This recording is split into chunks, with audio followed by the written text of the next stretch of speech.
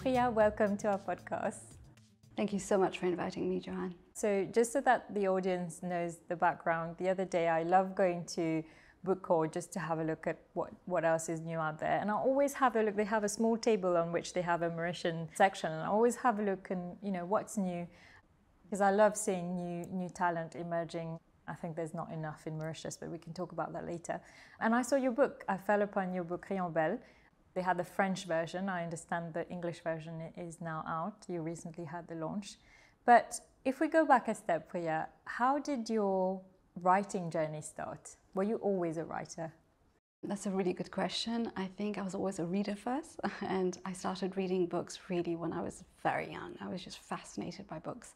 I think I even started looking at picture books before I could read. I was just, like I said, fascinated by the images, just the feel of a book and what it contained. And living in Mauritius back then, there weren't so many distractions.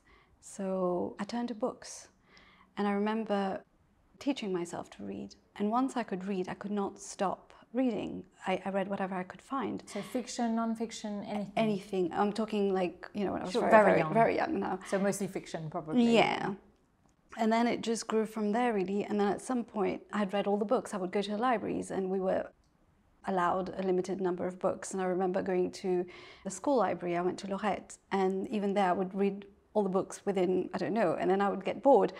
So I started writing, but only to entertain myself, just for pure pleasure, and nobody saw them because, yeah, I was too ashamed to show them. How old were you when you wrote your first book? The stories, let's say, I was probably around 10, 11. I started writing just for, you know, fun, like I said. And every now and then I would write, as a teenager, I would write a diary, thoughts, poems, whatever, really. When I was upset as well, I think that was a good way to channel my emotions.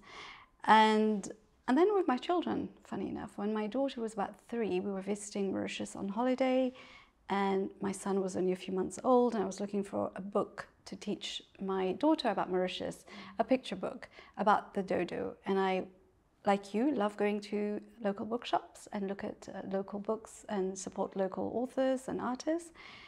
There were plenty of books about the dodo, but not for that age range. And I'm talking a long time ago here. My daughter's, you know, like I said, almost 17. And I couldn't find what I was looking for, so I ended up writing something for her. And she seemed to have liked it, she enjoyed it. And I thought, oh, well. Were you illustrating them as well? Not yet, no. Okay. So I sent off the manuscript, the short story, to a publishing house in Mauritius, and they wrote back saying, we're very interested, where are the illustrations? And that's when I panicked. Oh my God, okay. I hadn't thought about that. Yeah, because sure. It was, so that's how it started. And then a very talented English illustrator did the illustrations of my first books, Linda Nelson, she's brilliant. And then I also illustrated some of them, a couple of them. So after this, I wrote the Little Dodo's ABC book, and that was published in La Réunion and France, and that again started off as a book for my daughter. I wanted to teach her the ABC because we were living in Germany at the time, and I wanted to, you know, for her to have a head start on English. And I was creating this little project with her, ABC, and that, funny enough, turned out to be a book because I wanted something interactive, not just an A for Apple, B. Yeah, just word learning. Exactly, so it was sort of an interactive thing, and so that got published. But there I did the illustrations with my daughter's help because she was giving me good advice. Amazing. Yeah, so. Normally when you have an inspiration for, well, let's start with the children's book because that's where your journey started. Does it just come to you, or are you always jotting down ideas? Where does your creativity come from? It can come anytime. But for instance, I've just given you 2 examples. Another example came from my daughter again, and this time she was a bit older, and she went to the kindergarten in Munich and came back one day and said, "Mummy, why am I different?" And I thought, why do I look different? Yes, why do I look different from the others? And why am I different? And very profound questions, really, for, I think she was 6 or so. And I thought, how do I answer this question now, you know, to a 6-year-old? And again, me being more comfortable with words, I wrote a story. And And then I sent it to a publishing house, a German one this time, and they published it. And it's the story about Blue Bear. Anyway, I don't want to tell you everything. Yes, I want to read it now. It's available, well, in Germany, and it was available in Mauritius at some point, but I'm in Creole as well, and in German and in English. Okay. And I'm not sure if it's still there or if it's out of stock. I will check it out. It's called Blue Bear. Blue Bear. And I'll give you a copy, actually. Yes. I have some at home. Yeah, I'll give you Thank one. You. Yeah, so that is about integration, one could say, tolerance. And funny enough, it was around the time when Germany was going through the migrant crisis. So the book got picked up by a Stiftung, that means institution, association, that was working with migrant children, and they used it to sort of as teaching material. So that was a pleasant surprise too. So yeah, that's another example of how I get my inspiration, if that answers your question. Wonderful. And we'll finish up on the children's topic because I think that's a topic of its own. When you came to Mauritius and looked at the bookshops way back when, and you noticed that there weren't enough children's material, do you think that's evolved now? And I mean particular to Mauritius, Mauritian authors writing books for children. No, there were enough, but just not the age, the 3-year-old, I was looking for something very, very simple with just, yes, but there were quite a few, and it's growing. There are many now, and I'm happy because since then, of course, there are many more in Creole as well, which is also one of our languages and that we should be proud of. So yeah, I'm happy to go to bookshops and see all this, and every year there are more and more books coming out, and contes, picture books like I mentioned, comics for all different age groups, which is very nice, refreshing. Yes, indeed. One of my concerns, and I'd love to have your thoughts on that, because I think we're in this technological age, we are assaulted with information. And my worry is that back in my days, and I'm going to sound extremely old here, we had 3 TV channels. We had MBC 1, MBC 2 and MBC 3. So I spent my childhood, same as you, reading. I loved reading. My fear for today's generation is because the sources of information come from everywhere. Even if you try to limit screen time for children, they have access to resources that may be in audio form. But I've always valued the special touch of a book. I'm not talking about Kindle, I'm talking about a hard copy book. Do you think we are losing that? Do you think there are less readers now than before? That's also a very good question. I encourage my children to read, and I get asked this question quite a lot. I mean, you do see children addicted to their phones and all that. But I always think, I'm happy to hear that you read a lot, and if the child sees the parent read, if you're surrounded by books, I think there's, so much. I think it's also a question of not just the parents, if the grandparents or the teachers, the librarians can just guide the children to the right books, because I often hear, I can't find anything, from kids saying, oh, this is boring, but maybe it's just a question of finding the right book. I mean, happy that my husband and I are both readers. So we have books all over the place. So the kids have grown up with it, and my daughter reads a lot, and I love it because we really can talk about books, we swap books. That's amazing. Yeah, my son's a little bit more careful, let's say, with his reading. In his selection, so we have to work on that a bit more. But he will read. Yeah, he'd rather find something else. He's more outdoorsy, let's say. I think we can, like I say, if we can take these steps, I think they can be encouraged. But it's true that what you said, I totally relate. We had a couple of TV channels, and they were only on in the afternoons. Yes, yes. So if the TV was working, exactly. I remember at one point I lived in an area where there was, I don't know whether you remember that we had a Réunion Island channel, but it wasn't really working in my area. Exactly. Unfortunately, I suffered from that too, and I felt really left out because I would go to school and all my friends would be talking about these cool episodes and programs, and I'd be like, oh my God, I'm such a nerd because I didn't know. I don't know anything about that, and I'm just, you know, stuck in my books. But yeah, so they do have more distractions for sure. But and do you think that audiobooks are a good thing? And I don't mean that in a, I think they can be extremely useful for people who have issues with reading, for people who are always on the go. It's a convenient way. If you're in the car, you can listen to an audiobook. But again, like I said earlier, I think I've always valued I've always found something special in actually holding a book and rifling through the pages. So do you think we are getting into an era where we're moving more towards, you know, everything has to be through? Do you think we will lose a skill?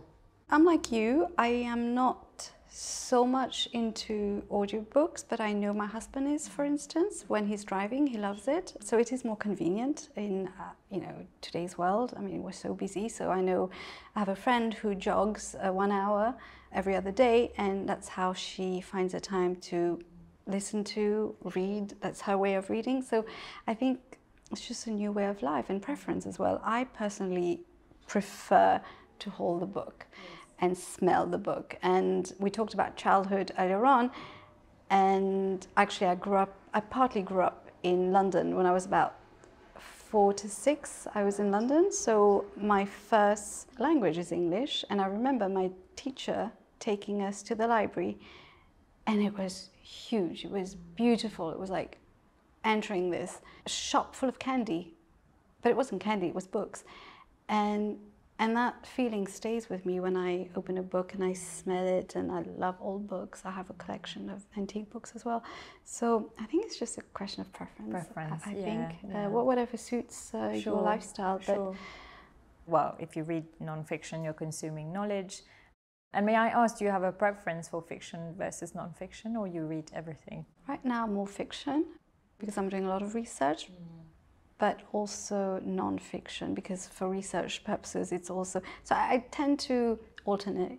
I don't, you know, and then I'd also try and alternate between languages and genres, because sometimes I will read something very heavy and I'm just not ready for another heavy book. So, or I will also read poetry, because sometimes it's just, you know, I just want to read something short and light and uplifting. I don't know. It depends on my mood, but I do read a variety. Exactly. Yeah.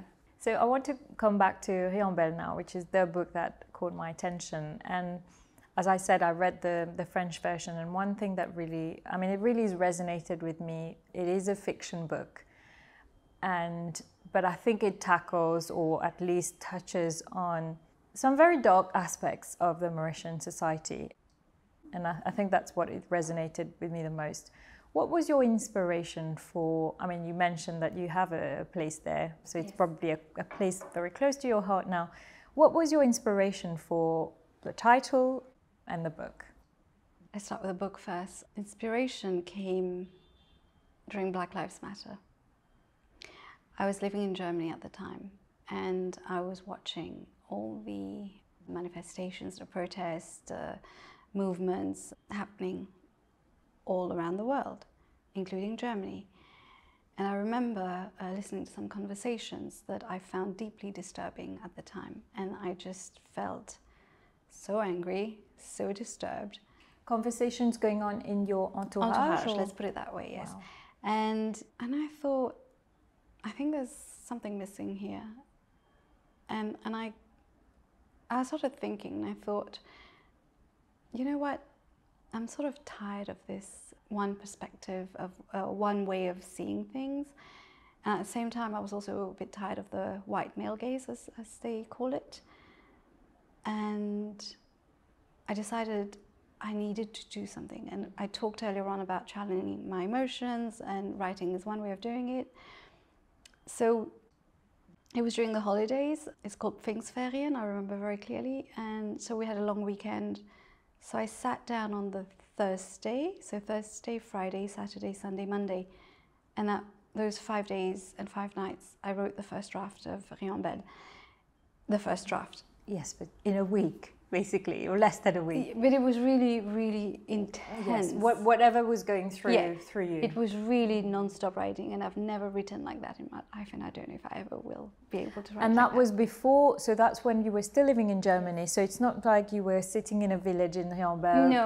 No, taking most in people everything think, around you. Yes, that's what I thought. Most people think I sat down in Riambel in front of the beach and wrote it. No, not at all. I was in an attic in our house in Germany, thinking about Riambel, obviously, and being transported there. And I think being away in the distance probably helped.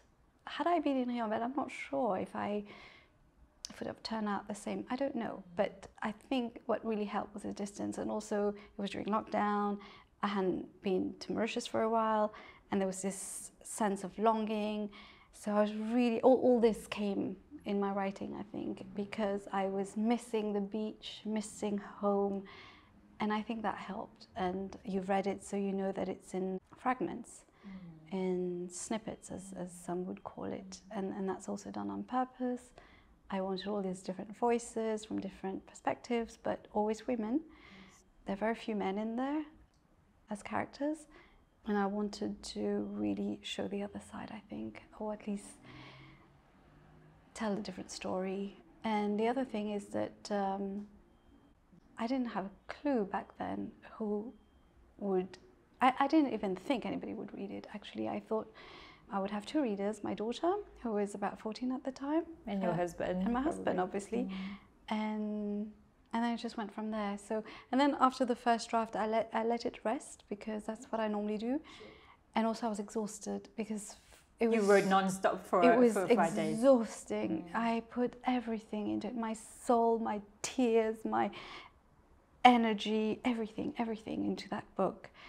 And I just wrote what came, you know, without really thinking, unfiltered, unfiltered. And then I let it rest for a bit. And then my daughter liked it. She read it very quickly, because it was first draft, so it wasn't as abouti, as you would say, accomplished or edited or refined. Yeah. And then my husband, and then my cousin read it eventually. And he encouraged me to send it to the Prix Jean Franchette. And that's how I got published.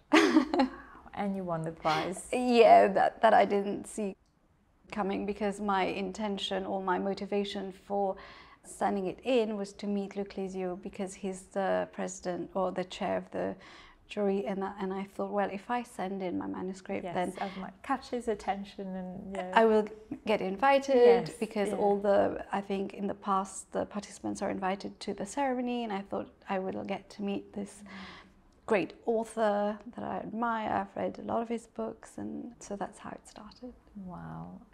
Did you get any, as I said, I don't want to do any spoilers, because I want people to read the book, but did you get any sort of feedback from people living in Mauritius? And what was that feedback like? Yes, I'm happy to hear that, well, the books are selling. Yes. Quite, so that's very good to hear.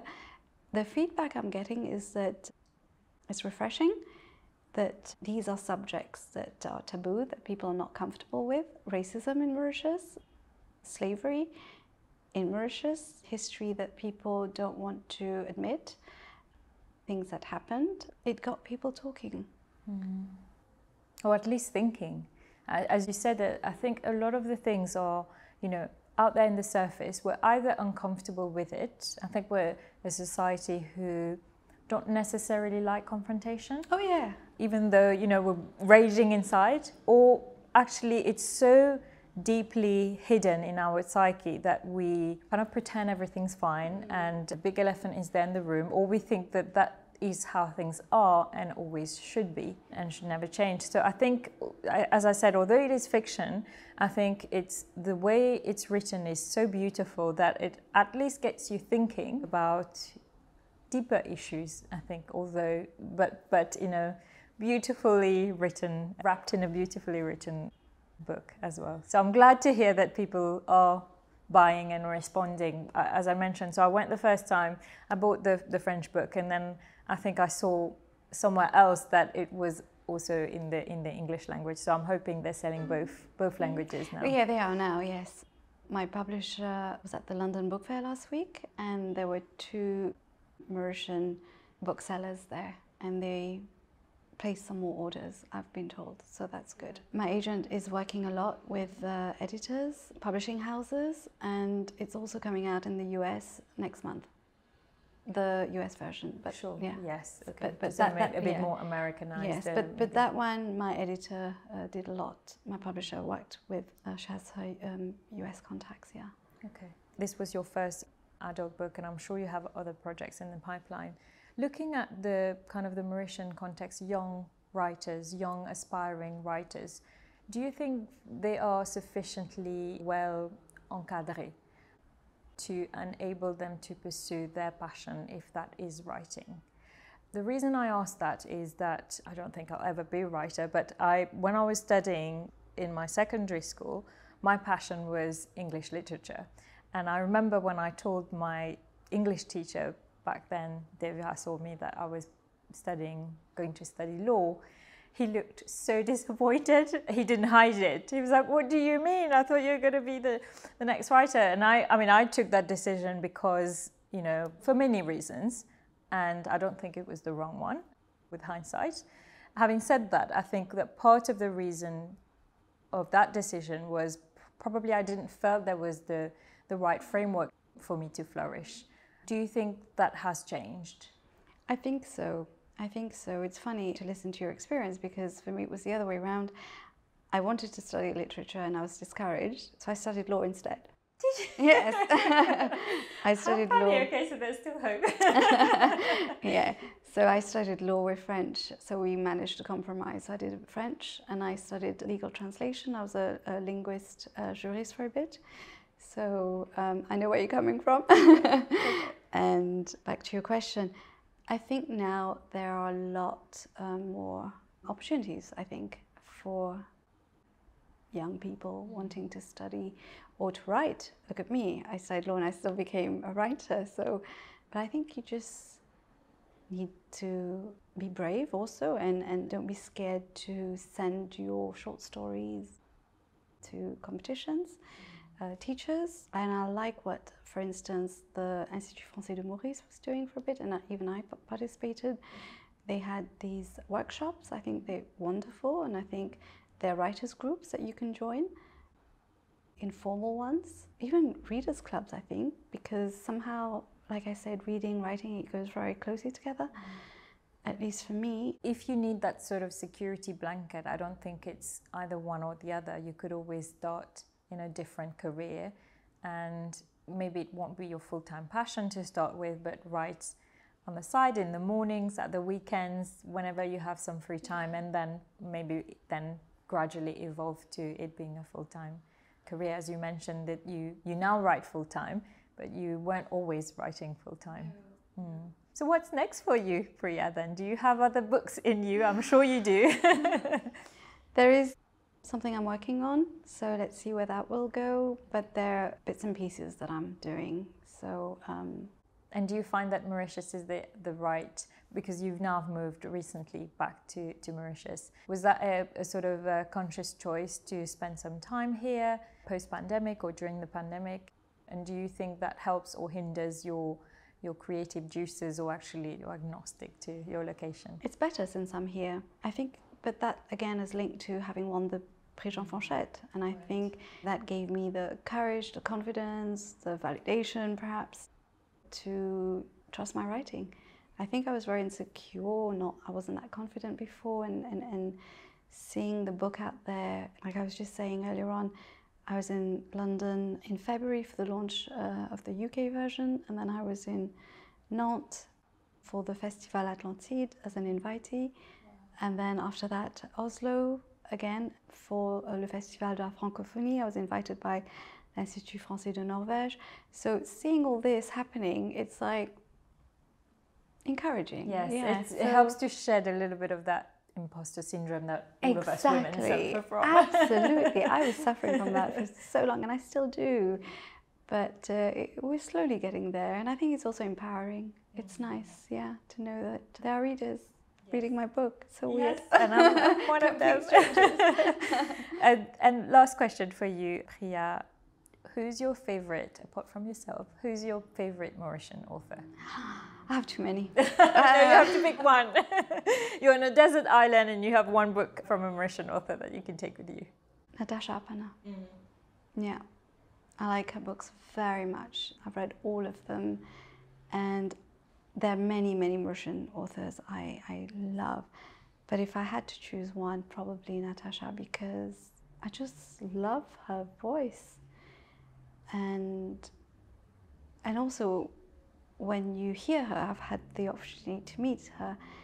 When she talks, it's like her books. You know, it's weird. Is it because she's very eloquent? Or? Yes, it's just the way she speaks. She chooses her words very carefully when she speaks and also when she writes. And she's just such a nice person too. Oh, that's nice to hear. Funnily enough, I entertain hopes of having her when she's next in Mauritius on this podcast. So it's wonderful that you mentioned her as well. I've only read one of her books, but I agree with you. But that's generally because it's my preference. I prefer reading in English than French. But she is a wonderful, wonderful writer. But then there's Ananda Devi too. I mean, she's so powerful. I love her books too. Le Sarivet just blew me away. I don't know if you've read it. It's just wow. And then of course there's Shinaz Patel, of course. And more emerging writers. There's Le Clésio, I've already mentioned that. Barlen, Peamutu. So many. yeah, and Natasha Subramanian too. Oh, I haven't read any of her Beautiful, books. beautiful. Okay. Yeah, Jeannie and Paul and Diego Garcia that won a prize very recently. So talking about Mauritian authors, I was so delighted that in 1 week, or in the space of 1 week, Natasha Subramanian, Ananda Devi and Natasha Apana all won a literary prize within 1 week. Wow. Yes. For their various books. Exactly. And it was just felt so nice. And I wrote to all three of them, congratulating them. And of course, the cherry on the cake is they're all women. Exactly. From Mauritius. And writing in English and French and Creole and different languages. And it's wonderful. Yeah, and I think that with Mauritius as well, what makes the reading Mauritian authors as well, it's so colorful. Our country is so colorful, and I don't mean that in the literal sense, only in the literal sense of the word. That you can actually, when you're reading Mauritian books by Mauritian authors, you can actually picture what's going on. I don't know how else to describe it than as opposed to other books. I think c'est le folklore mauricien quelque part.